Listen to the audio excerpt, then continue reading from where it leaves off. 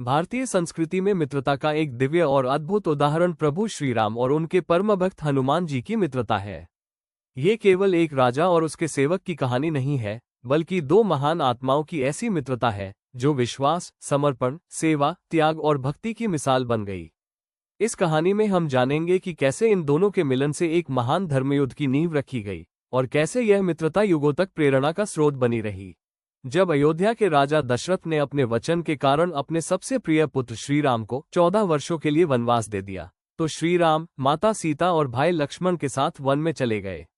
वहां वे अनेक ऋषियों से मिले, राक्षसों का वध किया और धर्म की रक्षा करते रहे।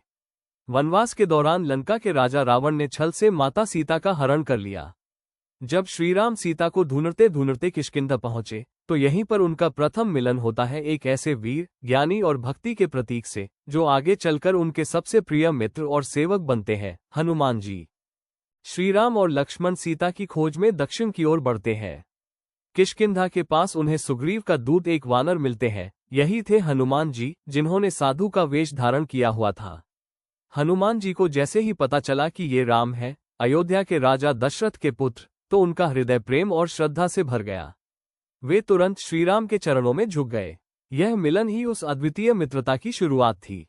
हनुमान जी ने अपनी विद्वता और नम्रता से श्रीराम का मन जीत लिया। श्रीराम भी हनुमान के ज्ञान, भक्ति और सेवा भावना से प्रभावित हुए। पहली ही भेंट में दोनों के हृदय एक हो गए। हनुमान ने न केवल श्रीराम को सुग्रीव से मिलवाया, बल्कि उनकी मित्रता भी करवाई। सुग्रीव की मदद से श्रीराम ने बाली का वध किया और किष्किंधा का राज्य सुग्रीव को दिलाया। बदले में सुग्रीव ने श्रीराम को सीता की खोज में अपनी सेना दी। लेकिन हनुमान जी की भूमिका केवल एक दूत या सैनिक की नहीं थी, वे तो श्रीराम की आत्मा बन चुके थे। जब सीता माता की खोज के लिए वानरों की टोली दक्षिण दिशा में भेजी गई, तो हनुमान जी उसमें प्रमुख थे। हनुमान जी ने समुद्र पार कर लंका पहुंचने का साहस किया। वे माता सीता से मिले, उन्हें श्रीराम की अंगूठी दी और उनका संदेश लेकर लौटे। लंका में उन्होंने रावण के अशोक वाटिका को उजाड़ा, लंका जलाई और राक्षसों को चेतावनी दी। ये सिर्फ वीरता नहीं थी, यह मित्र के लिए जीवन दांव पर लगाने का प्रमाण था। जब वे लौटकर आए और श्रीराम को सीता माता का समाचार दिया, तो श्रीराम की आंखों में आंसू आ गए। उन्होंने कहा, हे हनुमान, मैं तुम्हारा उपकार कभी नहीं चुका सकता। तुमने मेरे जीवन को अर्थ दिया है। लंका जाने के लिए समुद्र पर पुल बनाना था। श्रीराम की सेना पत्थर फेंक रही थी, लेकिन पत्थर डूब रहे थे।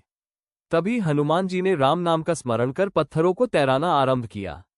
जब श्रीराम ने देखा कि हनुमान हर पत्थर पर राम लिखकर समुद्र में डाल रहे हैं और वे तैर रहे हैं, तो उन्होंने एक पत्थर बिना नाम के डाला, वो डूब गया। इससे साबित हुआ कि श्रीराम का नाम ही प्रभु से भी बड़ा है और हनुमान इसे समझते थे। लंका के युद्ध में हनुमान जी ने श्रीराम के लिए असंख्य राक्षसों से युद्ध किया। वे लक्ष्मण के लिए संजीवनी लेकर आए, अंगद, जामवंत आदि के साथ मिलकर युद्ध में रावण की सेना को तहस नहस कर दिया। हनुमान हर कदम पर श्रीराम की रक्षा में लगे रहे, चाहे वह वानर सेना का नेतृत्व हो या युद्ध भूमि में शक्ति का प्रदर्शन। युद्ध के बाद जब श्रीराम अयोध्या लौटे, तो उन्होंने हनुमान जी को सबसे सम्मानित स्थान दिया। सभी उन्हें सेवक समझते थे, लेकिन श्रीराम उन्हें अपना मित्र, अपना भाई और अपनी आत्मा मानते थे। जब माता सीता ने हनुमान जी को कुछ उपहार देने चाहे, तो हनुमान ने केवल श्रीराम के चरणों की भक्ति को स्वीकार किया। उन्होंने अपना सीना चीरकर दिखाया, जिसमें केवल राम और सीता का नाम लिखा था। ये केवल मित्रता नहीं थी, ये प्रेम, भक्ति और समर्पण का अद्वितीय उदाहरण था। जब श्रीराम पृथ्वी से अपने लोक जाने लगे, तब सभी देवताओं और भक्तों को विदा दी। लेकिन हनुमान जी से उन्होंने कहा, हे हनुमान, जब तक इस पृथ्वी पर मेरे नाम का जाप होगा, तब तक तुम जीवित रहोगे। तुम मेरे कार्य के लिए सदा इस धरती पर रहोगे।